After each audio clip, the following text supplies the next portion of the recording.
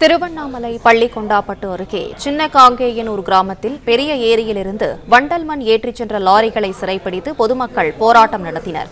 இதுகுறித்த மேலும் விவரங்களை செய்தியாளர் மணிகண்டன் வழங்க கேட்கலாம். மணிகண்டன், வணக்கம். மேலும் விவரங்களை சொல்லுங்க.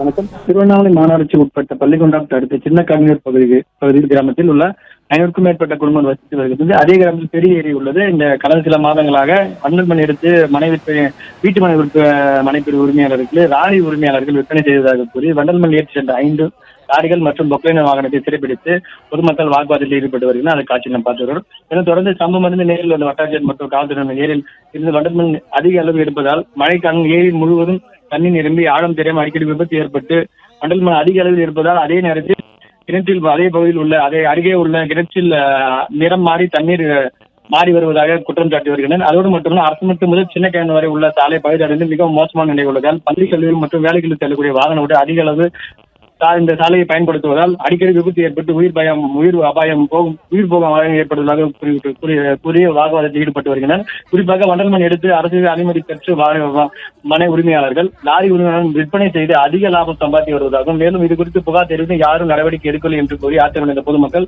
மற்றும் இளைஞர்கள் ஏரியில் மண் எடுத்துக் கொண்டிருந்த 5 லாரி மற்றும் பொக்லைன் வாகனத்தை சிறைப்பிடித்து ஓட்டுநர் மற்றும் வாக்குவாதத்தில் ஈடுபட்டுவதால் அப்பகுதி சிறிது நேரம் பரபரப்பு காணப்பட்டது. மேலும் சம்பவம் அறிந்து வந்த வட்டாட்சியர் மற்றும் காவல்துறை பொதுமக்கள் அவருடைய குறைகளுக்கு சொல்லி தற்போது ஆர்ப்பாட்டத்திலும் தற்போது